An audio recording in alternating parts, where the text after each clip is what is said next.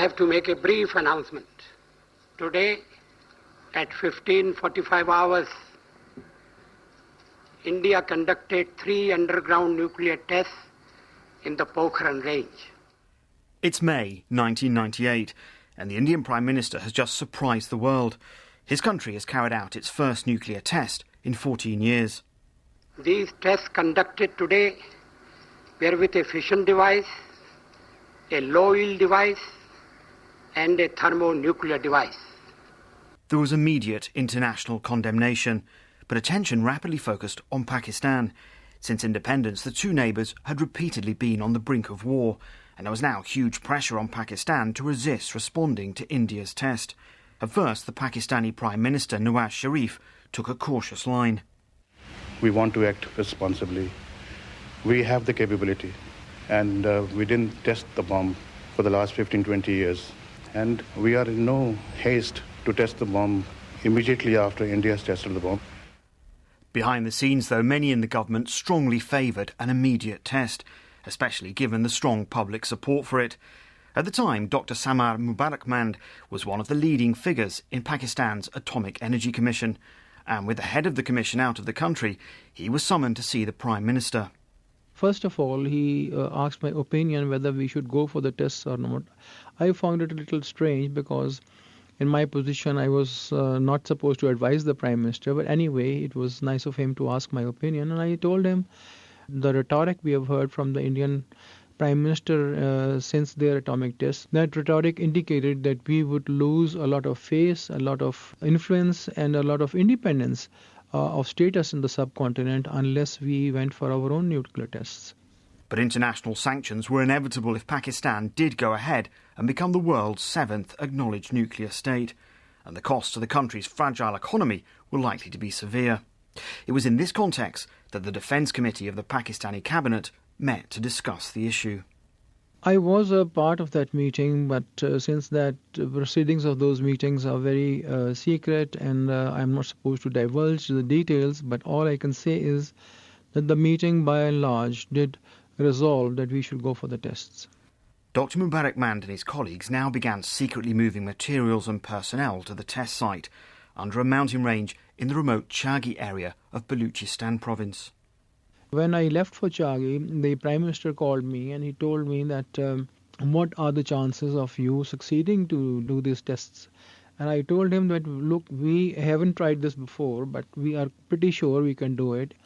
And did he say anything to you along the lines of, if you fail, you realise what this means for Pakistan? He did.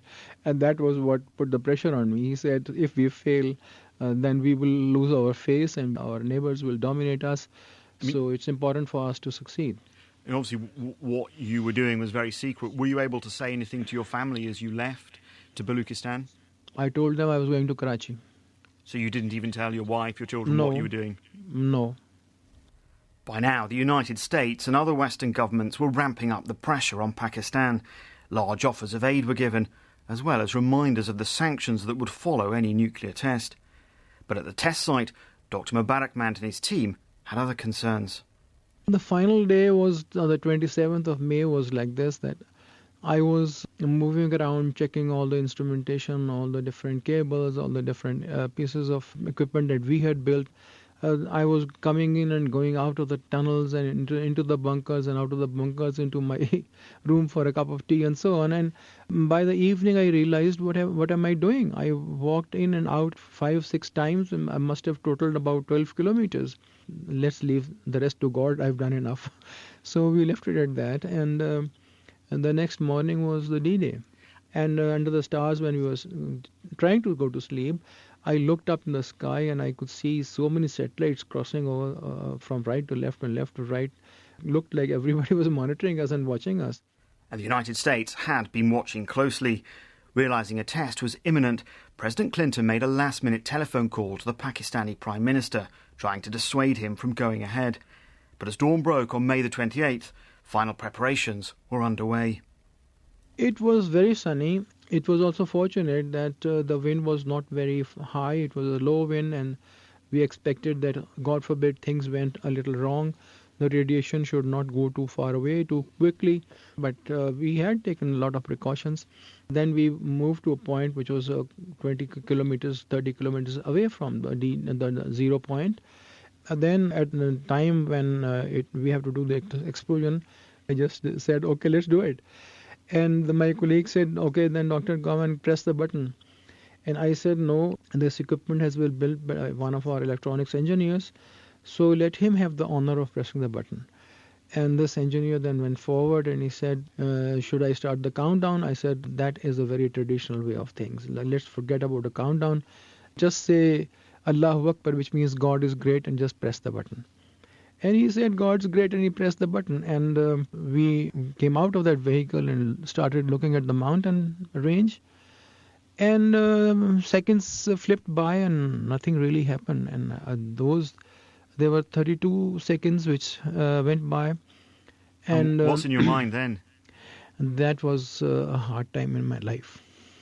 I wouldn't like that to be repeated again, because during those 32 seconds, I was very, very worried that nothing is happening. And I put my left hand on my right hand on the pulse to feel the pulse, and it was really beating very fast. Anyway, not much you can do except wait and watch. And after 32 seconds, we felt a very strong earthquake shock. And that was the first indication that something really has happened. And then after about 3 more seconds, the mountain range, which is very dark gray, and the range started turning white at the surface. And the whiteness moved from right to left over a distance of about 20-30 kilometers. The entire range turned snow white at the surface. So this was quite a spectacle. We had heard about this thing happening in the French tests in Algeria, where they used to conduct these tests in the mountains. But it was seeing is believing, actually. It was awesome. The power of the nucleus, as we saw it manifest itself, making a huge mountain range turn white. And this was as if snow had fallen, fresh snow had fallen on it. So this was absolutely superb. And the immediately thing that we did was that we bowed our heads to God on the ground. We prostrated ourselves and thanked God that we had succeeded. We could not have remained complacent about threats to our security. We could not have ignored the magnitude of the threat. Back in Islamabad, the Prime Minister announced to the world that Pakistan had followed in India's steps. Our decision to exercise the nuclear option has been taken in the interest of national self-defense. But the reaction to Pakistan's tests from abroad was swift. The US President Bill Clinton announced sanctions against Pakistan. Looking back, though, Dr. Samar Mubarakmand has no regrets. He believes Pakistan's tests 13 years ago has helped deter war between the two neighbours. We have to live in the subcontinent in a certain geopolitical situation, and I had no regrets at all that Pakistan could now establish a balance of power with its very large neighbour, and the prime ministers of the two sides talk of solving the problems across the table now. Today, Dr. Mubarakmand is a member of Pakistan's Planning Commission and lives in Islamabad.